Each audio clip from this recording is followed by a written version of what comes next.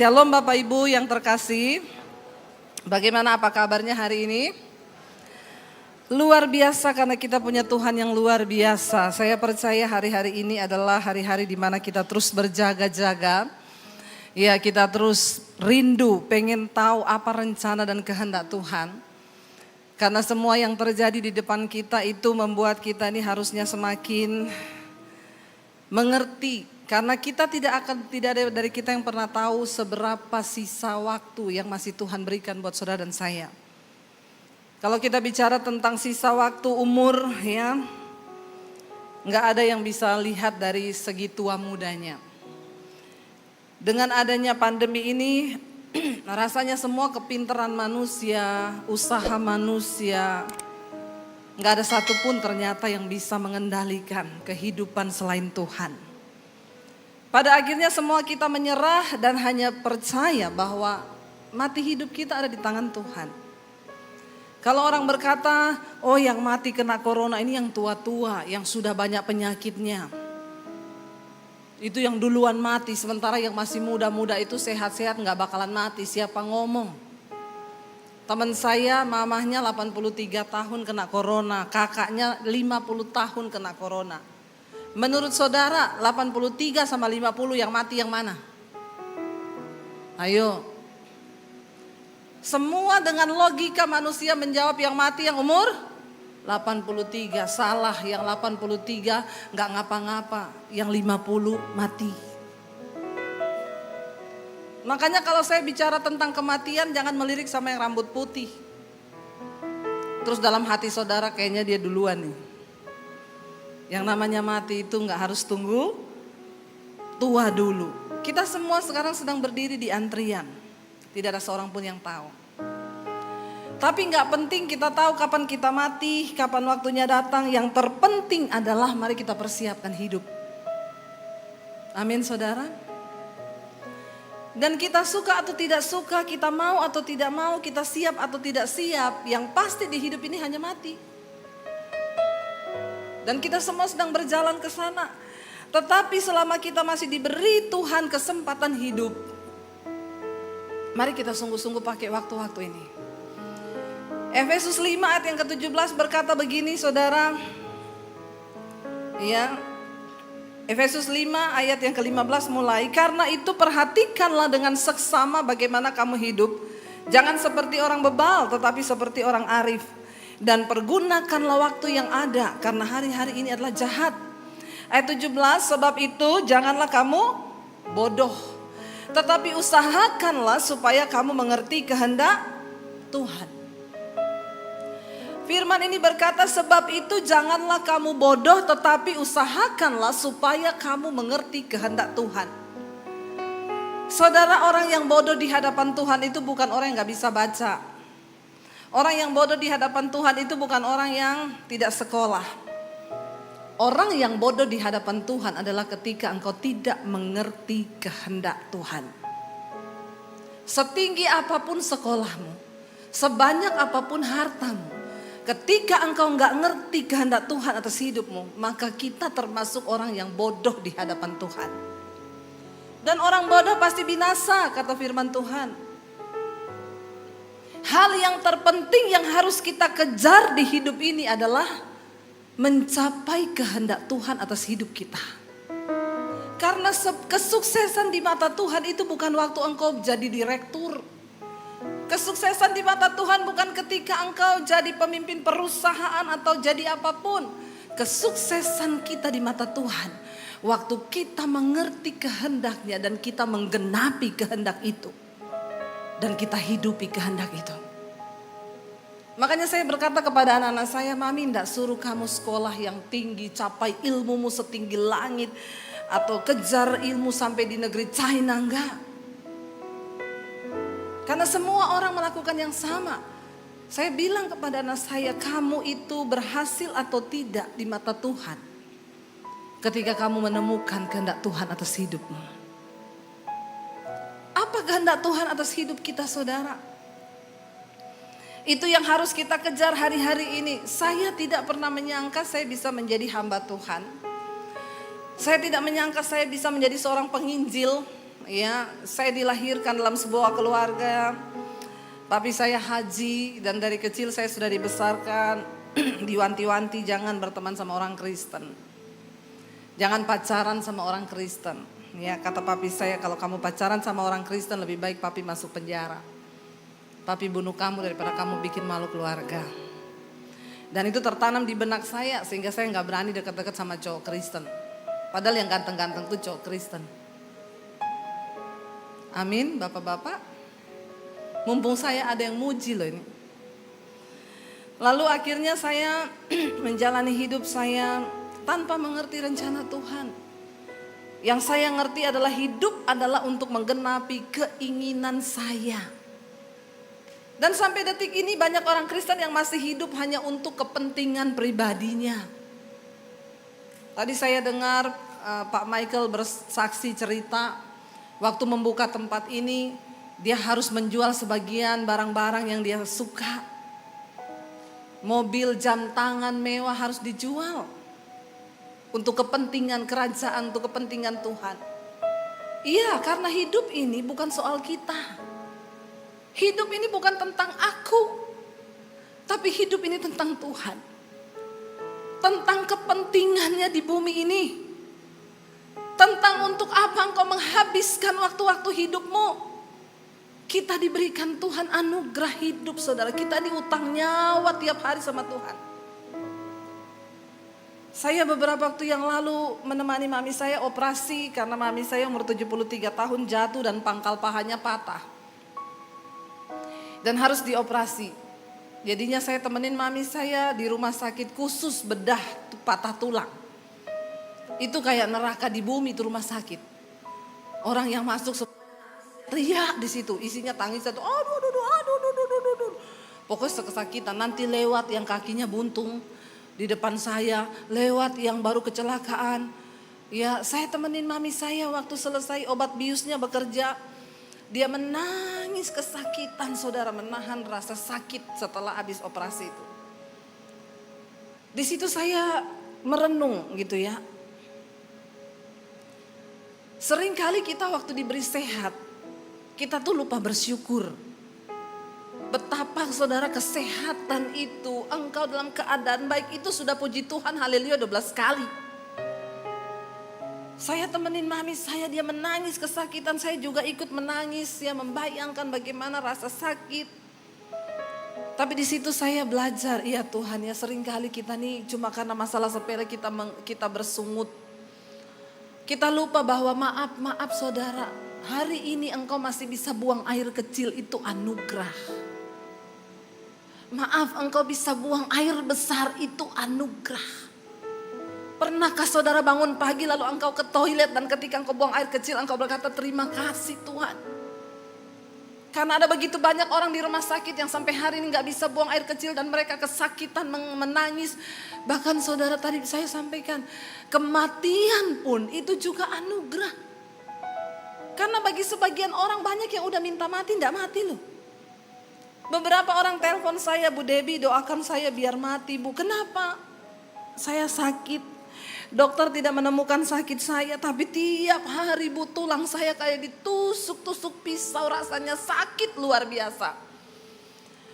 Beberapa kali saya pikir saya mau bunuh diri, mau terjun dari apartemen saya. Tapi saya tidak mau binasa Bu, tapi saya sudah tidak kuat menahan rasa sakit ini Ibu. Saya udah siap mati Bu, doakan Bu supaya saya mati. Saya bilang kematian itu adalah kedaulatan Tuhan. Bersyukur, saya mau bersyukur tapi saya sedang gak kuat sakit ini. Bahkan kematian pun adalah anugerah Tuhan. Gak ada yang perlu kita takutkan di hidup ini. Bagiku hidup adalah Kristus, mati adalah sebuah keuntungan. Bagaimana cara kita memandang dunia itu sangat penting saudara. Yesus berkata mata adalah pelita tubuh. Jika matamu gelap maka gelap seluruh tubuhmu. Cara pandangmu terhadap dunia ini itu menentukan kehidupanmu sekarang. Kalau engkau memandang dunia adalah segala-galanya, dunia ini adalah tempat mencari kekayaan, mengumpulkan sebanyak-banyaknya, maaf, engkau kehilangan kerajaan Allah. Tapi kalau engkau memandang dunia ini adalah tempat persinggahan sementara, Dunia adalah tempat kesempatan di mana kita membagi hidup kita agar kerajaan Allah itu dinyatakan. Itulah yang terbaik, saudara. Saya dulu orang yang tidak mengerti kehendak Tuhan. Bahkan ketika saya berjumpa Tuhan Yesus tahun 95, ketika saya mau bunuh diri, Tuhan jamah saya. Saat itu paradigma saya berubah, cara berpikir saya berubah. Semuanya diubahkan Tuhan. Makanya saya mau bilang, saudara, tidak penting masa lalumu bagi Tuhan. Tuhan gak pernah tertarik dengan masa lalumu, tapi dia tertarik dengan masa depanmu. Jangan pernah sesali masa lalumu. Jadikan masa lalu sebagai pengalaman yang membuat kita lebih berharga, lebih bijaksana. Dan lihat ke depan, Tuhan tidak bisa mengubah masa lalumu karena itu sudah terjadi. Tapi dia sanggup mengubah masa depanmu. Seburuk apapun masa lalumu, Tuhan sanggup mengubah masa depanmu menjadi masa depan yang penuh dengan harapan. Karena dia mengasihi saudara dan saya. Saya ingat dulu teman saya bilang, Deb, kamu itu ibarat telur udah pecah. Telur itu kalau sudah pecah sudah tidak bisa diapa-apain lagi. Walaupun mau dilem, pakai lem apapun akan tetap kelihatan itu bekas lem-lemannya. Saya bilang sama dia, saya bersyukur punya Tuhan yang tidak pernah lem-lem telur yang pecah. Dia ciptakan saya menjadi telur yang baru. Di dalam Kristus kita adalah ciptaan yang baru. Amin, saudara. Ketika saya akhirnya mengenal Kristus, mengenal kehendaknya, saya mulai berdoa. Saya ingat dulu ketika akhirnya saya diusir dari keluarga saya, ketika saya disuruh memilih Yesus atau keluarga, dan saya pilih Yesus. Berapa banyak di sini yang sudah pernah mendengar kesaksian saya? Oh, sudah banyak juga ya, puji Tuhan. Yang belum, tolong subscribe channel YouTube saya, Debbie Basjir TV. Jangan lupa like, komen, dan share. Saudara, akhirnya saya mulai bertanya pada Tuhan, kemana Tuhan mau bawa saya? Waktu saya diusir dari rumah saya tinggal di satu kos-kosan di kota Palu. Saya dari Poso, saya tinggal di kos-kosan di kota Palu. Saya ingat ya, setiap hari kerjaan saya kalau anak kos sudah pergi, saya cuci baju mereka, saya nyapu, saya ngepel, saya nyetrika. Itu tidak pernah saya lakukan ketika saya belum kenal Yesus. Sebelum saya kenal Yesus, saya ini pelatih senam aerobik. Saudara mau percaya atau tidak terserah, karena melihat badan saya yang sudah semakin mengembang ke kanan dan ke kiri. Tapi saya dulu pernah kurus, sumpah. Biasa aja gitu ya. Dan dulu saya hidup dengan kesombongan saya, tapi ketika saya terima Yesus, saya harus menjalani proses yang begitu berat. Semakin sombong hidupmu, semakin berat prosesmu loh. Jadi makanya gak usah sombong-sombong, biasa aja keles, amin. Supaya prosesnya gak berat. Benar, dihancurkan, diremukkan, mau dipersiapkan saudara menjadi bejana itu gak mudah. Bahkan ketika bejana itu tidak sesuai dengan kehendak yang membuatnya, kita akan diremukkan lagi. Dan waktu diremukkan tuh tidak gampang. Banyak orang bilang gini, enak banget ya Bu Debbie Basjir ya, sekarang YouTube-nya sudah ratusan ribu begitu. Wah, luar biasa. Saya baru mengalami promosi Tuhan ini baru 1 tahun ini. Saudara tanya prosesnya berapa lama? Puluhan tahun. Mau nggak dimuliakan? Mau diproses enggak?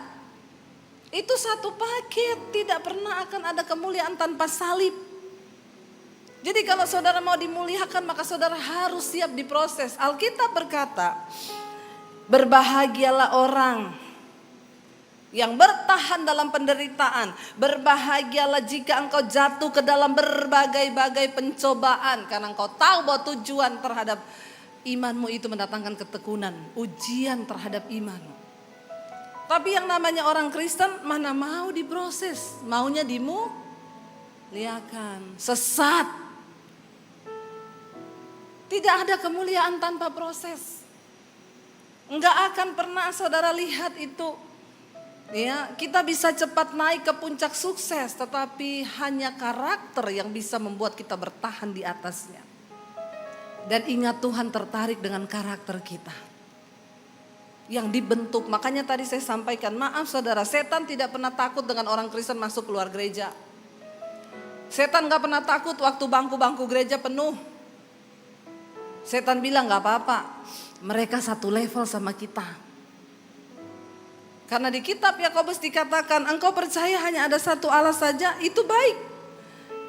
Tapi setan juga percayakan hal itu dan setan gemetar. Jadi kalau level iman kita cuma sampai dipercaya, maka kita dengan setan itu sama imannya. Apa yang membedakan? Kita melakukan firman dan setan tidak akan pernah mungkin mau melakukan firman. Mari kita bertumbuh saudara. Saya itu diiringi musik begini jadi syahdu khotbah saya. Padahal biasanya saya tidak begini loh. Jadi melo ya. Mau nangis gak bisa. Mau ketawa juga susah. Mari kita tepuk tangan buat dia. Ya, jadi saudara, ayat ini berkata, sebab itu jangan kamu bodoh tetapi usahakanlah supaya kamu mengerti kehendak Tuhan. Bagaimana supaya kita bisa mengerti kehendak Tuhan? Ayat 15 di atas tadi berkata, karena itu perhatikanlah dengan seksama bagaimana kamu hidup. Ayo kita perhatikan hari-hari ini bagaimana kita hidup. Setiap kita bangun pagi apa yang kita kerjakan? Yang tiap pagi bangun dengar mesbah syukur Debbie Bacir TV siapa? Oh haleluya, puji Tuhan. Nanti ambil sepeda di belakang. Enggak tahu sepedanya siapa, ambil aja. Saudara, saya melihat di masa pandemi ini tidak 100% pandemi ini buruk. Percayalah ada orang-orang yang melihat janji Tuhan di masa-masa ini. Ini adalah masa pemurnian. Alkitab berkata, aku akan menggoncangkan satu kali lagi. Ungkapan satu kali lagi mengacu pada sesuatu yang masih bisa tergoncang. Kalau kita masih bisa tergoncang, akan satu kali lagi digoncang. Ketika pandemi itu, saya bahkan ngomong ke anak saya, waktu pertama dulu bulan Maret semua jadwal cancel kan. Bu, jadwal setahun udah penuh. Bu, maaf ya kita cancel dulu. Sampai kapan? Nggak tahu. Kebetulan anak saya mau masuk kuliah, saya bilang sama anak saya, Dek, kamu mau kuliah. Kayaknya mami nggak punya duit. Jadi di pandemi ini nggak usah kuliah dulu. Kuliah itu tidak menentukan masuk surga dan tidak anakku. Padahal itu saya menghibur diri. Ya. Jadi daripada mami utang gak usah dulu ya nak ya, ini juga pandemi begini takutnya pas kowe lulus pas kiamat. Itu pembenaran diri saudara. Dia bilang iya mam. Saya bilang ke suami saya bahkan kita gak tahu apa yang akan terjadi. Tapi misalnya pun kita kehilangan rumah ini, kita harus siap loh. Seringkali orang lulus dalam hal waktu dia berkekurangan. Tapi banyak orang tidak lulus ketika dia sudah memiliki dan Tuhan minta apa yang dia miliki itu. Itu lebih sakit lagi. Tapi saya bilang dan suami saya, kita siap Tuhan kalau kita harus kehilangan rumah. Karena siapa yang tahu apa yang akan terjadi ke depan bulan Maret yang tahun lalu. Begitu mencekam, semuanya begitu mencekam. Tapi Alkitab berkata apapun keadaan di sekelilingmu, perhatikan dengan seksama bagaimana kamu hidup. Orang yang mengandalkan Tuhan, orang yang menanti-nantikan Tuhan akan mendapat kekuatan yang baru. Mereka seperti Raja Wali yang naik terbang tinggi, tidak menjadi lelah dan tidak menjadi lesu orang-orang yang berharap kepada Tuhan. Itu janji firman-Nya dan kalau Tuhan yang berjanji dia pasti menggenapi. Pertanyaan saya sekarang, maukah kita hidup bergaul dan takut akan Tuhan? Ketika Tuhan memusnahkan bumi dengan air bah, siapa yang dia biarkan hidup dan bertahan? Diberkati Nuh dan seisi rumahnya. Selalu setiap ada kejadian ada orang-orang yang disisakan hidup oleh Tuhan. Untuk apa? Ini adalah orang-orang yang terpilih untuk menggenapi rencana Tuhan di dunia ini. Kalau Tuhan belum selesai dengan hidupmu, engkau tidak akan mati saudara. Tapi kalau dia sudah selesai, ya sudah siap-siap saja. Tidak usah tunggu kena corona, kepleset di kamar mandi bisa mati. Tidak usah kepleset. Hati-hati makan gorengan, keselak mati loh. Ada orang mati karena keselak. Kemarin teman saya di Solo ngomong temannya dia mati gara-gara ketawa. Ketawa kebablasan gak bisa berhenti, mati loh. Gak tahu mungkin karena kekurangan oksigen, makanya ketawa juga hati-hati saudara. Ketawa terbabak jatuh. Innalillahi loh. Hidup ini kan mati itu bisa datang dengan cara apa aja kan. Yang paling penting kita persiapkan hidup kita kan. Saudara, akhirnya saya bilang sama anak saya, siap-siap aja. Siapa yang tahu? Saudara tahu itu mesbah doa saya. Setiap malam kita live streaming jam 8. Setiap kali tayang itu, sekarang tayang pertama itu bisa sampai 14.000 yang lihat di live chatnya itu. Tapi 1 jam berikutnya sudah 25.000, besoknya 50.000, 55.000. Ya, kita bisa bayangkan kita butuh gedung segede apa untuk menampung sebanyak itu jiwa. Dan itu satu akun YouTube itu bukan satu orang loh. Itu banyak keluarga yang nonton. Itu bukan konten yang kita cari-cari. Siapa yang sangka di masa pandemi? Waktu itu channel saya 50.000, saya dapat inbox dari YouTube, dari HP saya. Debbie Basjir TV, kamu bisa melakukan live streaming dari HP-mu. Jadi saya itu iseng abis syuting khotbah sama suami, saya pencet itu gambar kamera di HP. Tiba-tiba udah live di YouTube. Jadi saya tuh megang sambil orang-orang masuk, shalom Bu Debbie, ibu mau apa Bu? Mau doa ya Bu? Saya gini, iya shalom. Suami saya di situ lihat dari HP-nya dia ngomong, kamu live loh, matiin. Saya bilang, enggak, biarin aja, matiin. Jadi orang-orang itu gini, Bu doa dong. Itu waktu itu bulan Maret itu di syuting mayat di mana-mana bergelimpangan awal-awal pandemi itu. Mereka kasih gambar nangis, Bu kita takut apa yang terjadi Bu. Akhirnya suami saya masih duduk di keyboard, saya bilang, nyanyi. Tanpa mic, tanpa apa, dari HP nyanyi. Saya dilawat Tuhan, yang nonton dilawat Tuhan, tahu-tahu udah masuk 5.000 orang. Terus anak saya bilang gini, Mam, itu artis-artis aja live begitu belum tentu loh yang masuk ribuan gitu. Terus udah begitu saya mau selesai, mereka gini, Bu besok lagi ya Bu, besok ya Bu, semua komennya gitu. Bu besok ya. Dari situ saudara, dari bulan Maret tahun lalu sampai hari ini tidak pernah bolong satu malam pun mesbah doa itu tetap ada. Siapa yang sangka dari 50.000 tiba-tiba setiap hari subscriber naik 1.000. Padahal itu di YouTube diomongin gini, kalau dalam waktu seminggu atau sebulan itu subscribernya nambah 1.000 itu pasti hacker. Jadi channel saya dihacker sama malaikat. Satu hari nambah 1.000 subscriber. Sekarang sudah 360, mau 65.000, 365.000-an. Saudara, saya melihat penuaian jiwa orang-orang WA bertobat, pengakuan dosa, ibu saya homoseksual, ibu saya lesbian, ibu saya berzina, ibu saya selingkuh, mulai dari jemaat, pengerja, full timer, pemain musik, WL sampai pendeta. Ternyata banyak yang masih menyembunyikan dosa. Tapi saya melihat pemulihan demi pemulihan terjadi. Ya Tuhan melawat saudara, Tuhan melawat. Saya tidak pernah menyangka, tapi saya sudah bilang kepada suami saya dari 2 tahun sebelum pandemi itu saya sudah dapat, Tuhan suruh kita bergerak di media untuk ambil alih dunia media untuk beritakan Injil. Lalu kita sudah saya itu bilang ke suami saya tahun 2019, saya dapat dari Tuhan tuh begini. Saya bilang, aku nih dapat ya. Tuhan tuh bilang gini loh, di akhir zaman Tuhan akan mengirim kekayaan bangsa-bangsa ke tangan orang benar. Tapi kita harus siapin wadahnya. Suami saya jawab, wadahnya itu opo? Yombo aku yo ndak ngerti.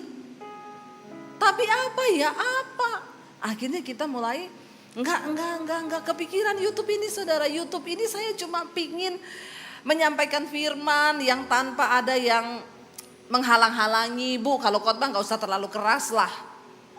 Kalau di gereja kan masih ada yang sering ngomong gitu, jangan keras-keras lah ya. Jangan singgung-singgung orang kaya lah, ini jemaat saya kaya-kaya lah bu. So what gitu loh. Nah saya pikir kalau saya khotbah di YouTube, yang mau tersinggung gak usah denger channel saya. Yang tidak tersinggung monggo mampir. Dan ternyata ketika saya menyampaikan firman itu saudara, saya melihat orang-orang bertobat. Mereka datang mengakui dosa. Karena menurut saya keberhasilan seorang pengkhotbah itu kalau dia berkhotbah bukan soal banyak yang dengar atau tidak. Tapi bertobat enggak orang yang dengar itu atau tidak. Benar enggak? Dulu Petrus sekali khotbah 3.000 orang tobat loh. Zaman sekarang pendeta 3.000 kali khotbah belum tentu ada yang tobat satupun. Enggak tahu ini apa yang terjadi. Tapi saya percaya ketika orang mulai WA, SMS orang, bu saya mau terbuka dosa bu. Seorang homoseksual. Bu saya homo bu. Saya dengerin khotbah ibu. Saya nangis semalam-malaman bu. Saya mau pengakuan dosa bu. Tapi kata orang-orang homo tidak bisa sembuh. Bisa bersama Tuhan. Yesus sanggup menyembuhkan. Karena Tuhan menciptakan cuma laki-laki dan perempuan. Lain dari itu dari iblis. Tuhan tuh gak pernah salah. Maaf saudara, kucing aja tahu loh. Kucing jantan tuh gak pernah seneng sama kucing jantan. Emang saudara pernah lihat kucing jantan ketemu kucing jantan? Meow. Kayaknya gak pernah ada loh. Yang saya bingung kalau ada manusia yang diciptakan dengan akal budi. Lalu berkata memang Tuhan yang menciptakan dia seperti itu. Maaf saudara, ini ada sesuatu yang salah. Lalu dia bilang sama saya, bu saya mau bertobat bu. Kalau memang Tuhan bisa menyembuhkan saya mau bu. Saya harus mulai dari mana? Apakah saya harus ketemu ibu lalu ibu tumpang tangan sama saya? Tidak usah. Biar saya tumpang kaki kau pun tidak ada gunanya kalau kau tidak mau bertobat. Jadi sekarang apa bu? Niat. Kamu sekarang perkatakan sama dirimu di depan cermin. Kamu itu diciptakan sebagai seorang laki-laki. Tuhan menciptakan kamu sempurna. Roh homo, roh banci keluar dalam nama Tuhan Yesus. Harus begitu ya bu? Harus.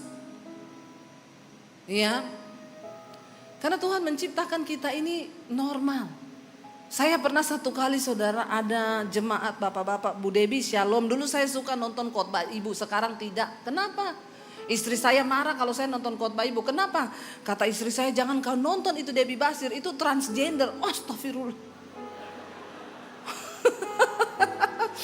Katanya saya transgender loh. Terus saya bilang, bapak itu fitnah loh. Saya melahirkan anak loh pak. Anak saya ada, dokternya tahu loh pak di Solo. Saya punya suami. Kata istri saya ada di YouTube. Saya carilah di YouTube.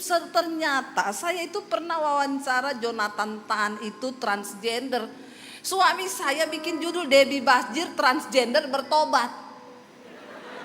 Aduh bahaya ini. Ya. Lah dia gak buka dulu, gak nonton, langsung komen saudara. Makanya jangan menilai buku itu hanya dari covernya saja. Baca dulu isinya. Jadi saya bilang kamu bisa bertobat. Lalu dia mulai perkatakan saudara. Dia mulai perkatakan dan akhirnya dia bersaksi sama saya, bu. Sekarang saya sudah lepas. Saya jijik dengan semua perbuatan saya bu. Sekarang saya melihat itu dosa dan saya benci dengan dosa itu bu. Saya mau bertobat. Tuhan ubahkan loh. Banyak orang yang disembuhkan. Pertanyaannya kita mau gak menelanjangi dosa itu? Kita mau gak memperhatikan dengan seksama bagaimana kamu hidup di hadapan Tuhan? Tuhan tuh sanggup memberikan berkat loh. Firman ini berkata janganlah seperti orang bebal tetapi seperti orang arif. Apa itu orang bebal? Orang yang ngerti kebenaran tapi dia gak mau melakukan. Saudara saya berdoa supaya kita semua bukan menjadi orang bebal tapi menjadi orang arif. Waktu hidup kita ini tidak lama. Mari kita mau sungguh-sungguh biar kita mau dipakai Tuhan. Ya di waktu-waktu kita yang sisa ini kita mau menyerahkan hidup kita dan Tuhan bilang di sini bagaimana cara supaya kita tidak menjadi orang yang bodoh. Pergunakanlah waktu yang ada karena hari-hari ini adalah jahat. Hari-hari ini adalah jahat. Karena itu pergunakan waktu kita. Coba saudara renungkan, mulai dari bangun pagi sampai malam, apa yang kita lakukan? Mari pergunakan waktu-waktu kita. Ya, mari kita lebih mendekatkan diri lagi dengan Tuhan. Mari kita mencintai hukum-hukum Tuhan, mencintai kebenaran Tuhan. Karena bahkan untuk bernafas pun kita ini membutuhkan anugerah dari Tuhan.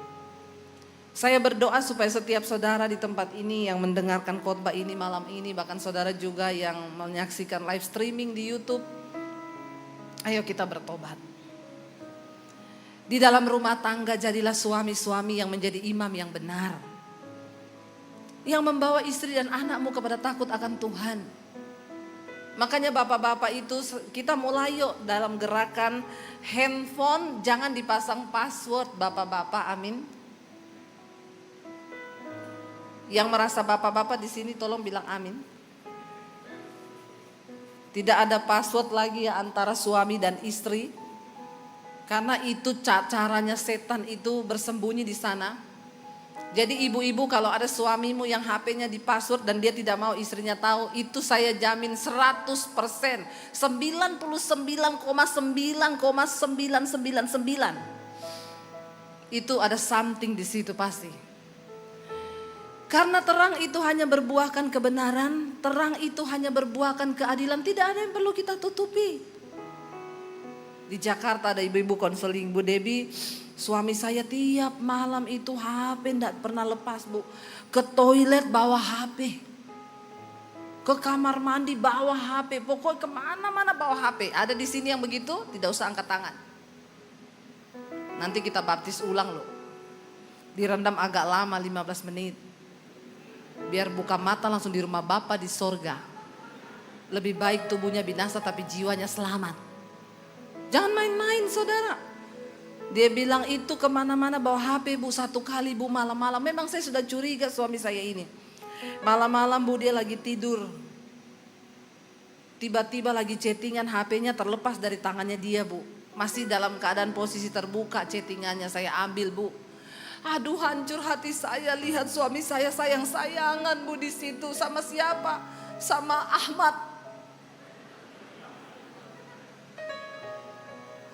Ngeri ya saudara ya. Ternyata suaminya seorang homoseksual. Ya. Ada juga istri yang konseling sama saya, Bu Debbie suami saya itu tidak pernah memberi saya nafkah. Dia itu kalau marah main tangan KDRT Bu. Sampai akhirnya saya kepahitan sama suami saya dan saya berselingkuh di kantor dengan teman kerja saya. 7 tahun saya bilang tidak ketahuan suami, enggak Bu. Kok bisa ibu selingkuh tidak ketahuan suami? Iya Bu, karena saya selingkuh dengan Diana.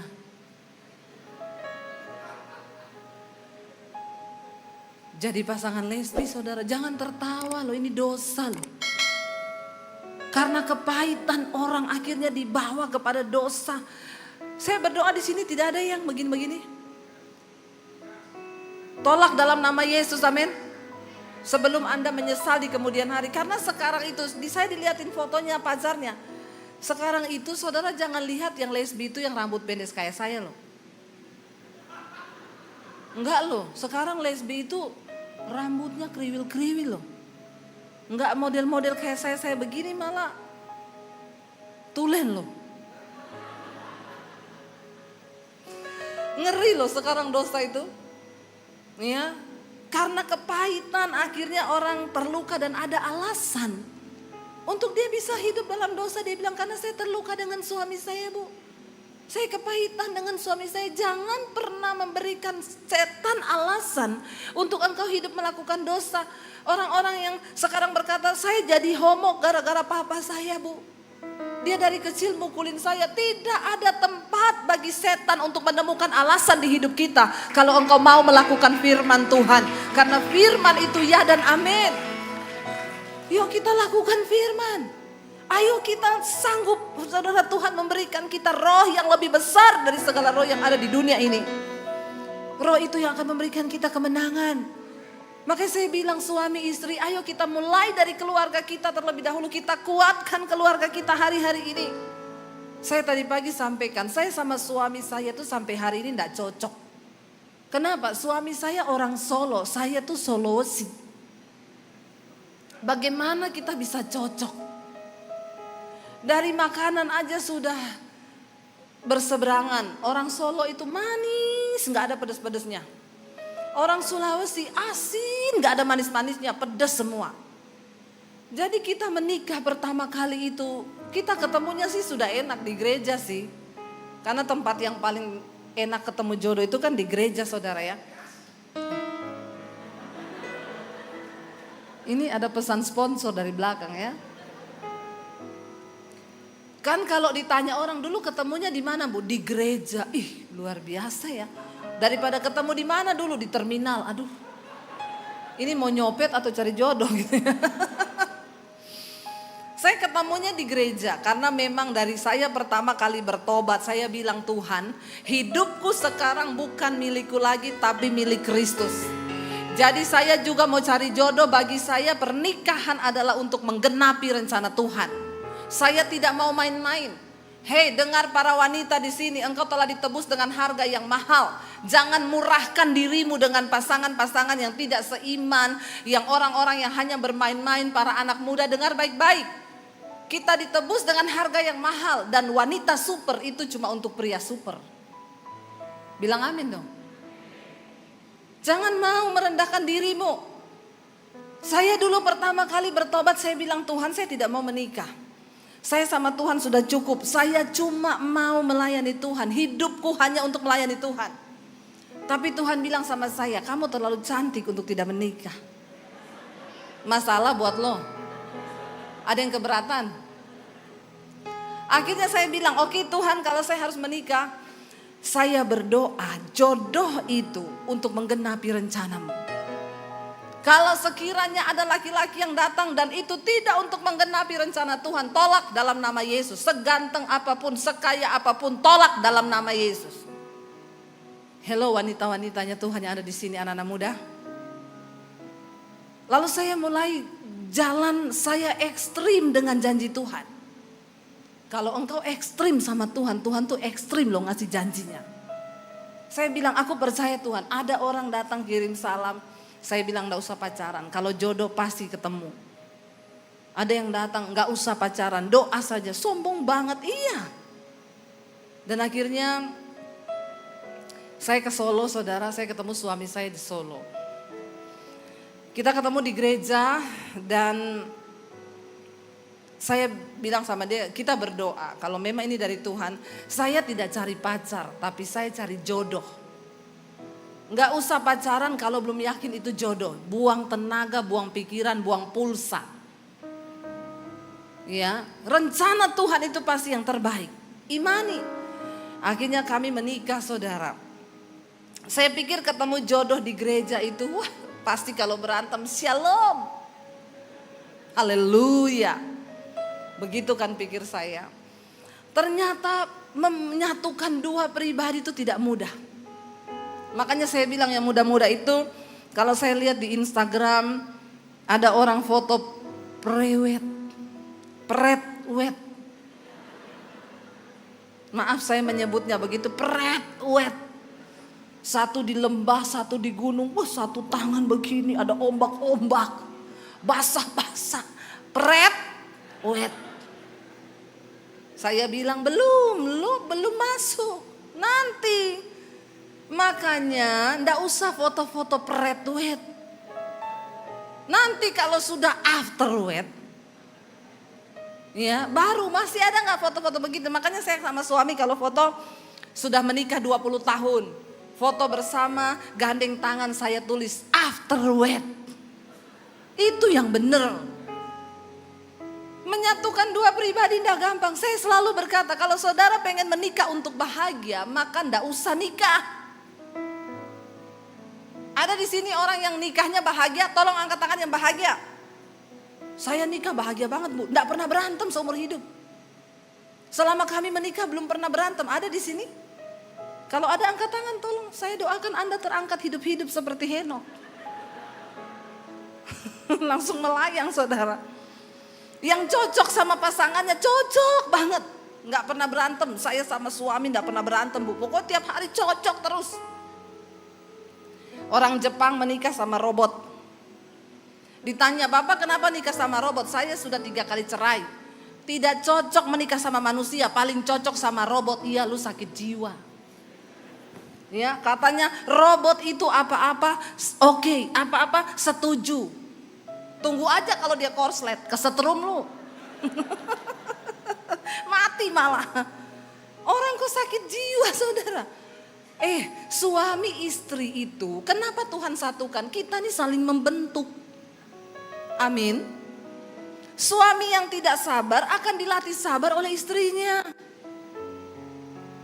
Pertama kali kami menikah, bulan madu kan. Pak ini sampai jam berapa saya ya? Enggak bener ini nanti kebablasan loh. Berapa menit lagi? 5? 10 ya? Ya 10 menit lagi. Saudara, ya saya menikah dengan suami saya. Saya itu bulan madu kan. Bulan madu tuh semuanya manis. Saya bangun pagi bikinin dia sarapan, bikinin kopi, belum ada anak kan. Madu terus. Begitu sudah punya anak 1, ngidam, hamil ngidam. Anak udah keluar 1 tahun hamil lagi kan kejar tayang. Ya. Hamil lagi nggak pakai pembantu. Saya urus anak sendiri. Madunya mulai menipis.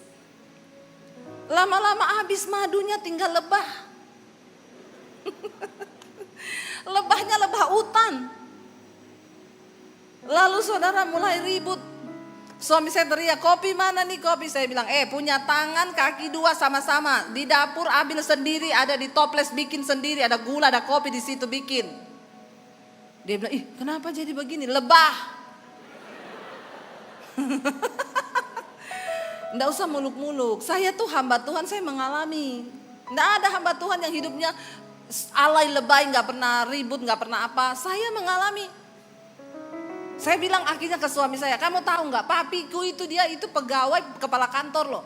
Tapi dia itu bikin kopi sendiri, dia kadang masak, dia kadang bikinin mami saya kopi. Nggak kayak kamu, suami kok karunianya bos. Suami saya jawab, emakku itu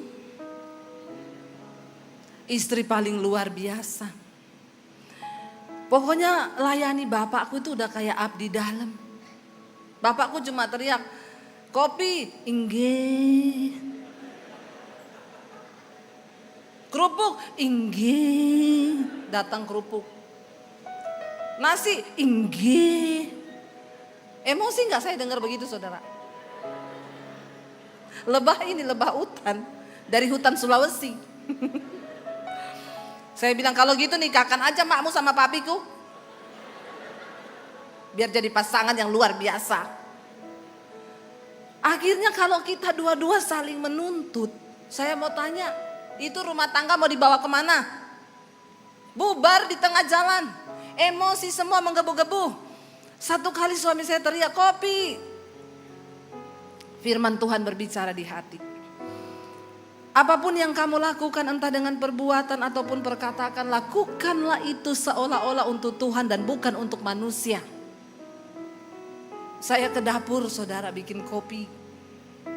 Saya kasih kopi, krim, saya kasih gula, saya aduk untuk Tuhan.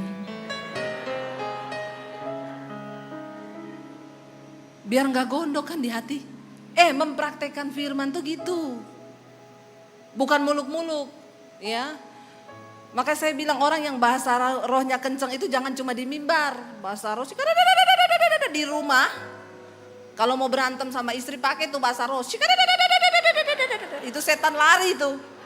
Jangan cuma pintar di mimbar. Melakukan firman tuh ndak gampang. Kenapa? Ini nih daging. Daging ini gak mungkin takluk pada hukum Tuhan. Saya aduk untuk Tuhan. Kalau untuk dia, kasih sianida dikit. Bener gak saudara? Kenapa orang bisa bikin kopi kasih sianida? Karena buat musuh kan? Ada ibu-ibu cerita konseling sama saya, Bu Debbie suami saya selingkuh Bu. Saya jengkel Bu, waktu itu saya mau bikin dia jus, saya mau kasih racun tikus. Ih jangan Bu, kalau dia mati Bu di penjara. Iya makanya gak jadi Bu. Tapi tiap pagi saya bikinin dia jus, saya kasih insulin Bu. Padahal dia gak ada gula. Terus saya bilang ibu itu bahaya loh. Iya, satu kali dia pingsan Bu. Dokter datang, kata dokter gini, kok di dalam darah suami ibu banyak insulin ya, padahal kan dia gak sakit gula ya. Aduh saya takut Bu. Saya bilang ibu jangan gitu loh, ini jangan ditiru, adegan berbahaya loh. Hanya dilakukan oleh para ahli saja. Jadi yang tidak ahli jangan coba-coba. Terus saya bilang gini, Bu, berdoa buat suami ibu. Jangan melakukan tindakan yang berbahaya. Oh iya Bu Debbie, sekarang saya sudah berdoa kok buat dia. Tiap hari saya doa, Tuhan cabut nyawanya. Astaga. Ini istri yang berdoa salah loh, makanya hati-hati suami-suami. Ya, jangan macam-macam. Kalau istrimu sudah berdoa bahaya loh. Doa istri itu, apalagi istri yang teraniaya. Alkitab bilang doa orang teraniaya didengar Tuhan loh. Ayo, makanya bertobat. Akhirnya saya berusaha saudara untuk merubah. Karena kalau saya menuntut suami berubah sesuai yang saya mau, dia menuntut saya berubah, kita gak akan ketemu, bubar di tengah jalan. Sebenarnya yang Tuhan mau kita menaklukkan diri pada firman. Saya bilang saya sama suami saya gak cocok, iya. Tapi firman Tuhan bikin kita jadi cocok. Waktu istri tunduk pada firman, suami tunduk pada firman, rumah tangga kita diberkati Tuhan. Mari kita menyadari bahwa Tuhan itu mau bentuk kita sesuai dengan rencana Tuhan. Biar kita mau berkata, Tuhan Engkau yang membentuk kami sesuai dengan rencana-Mu. Mari kita bangkit berdiri bersama.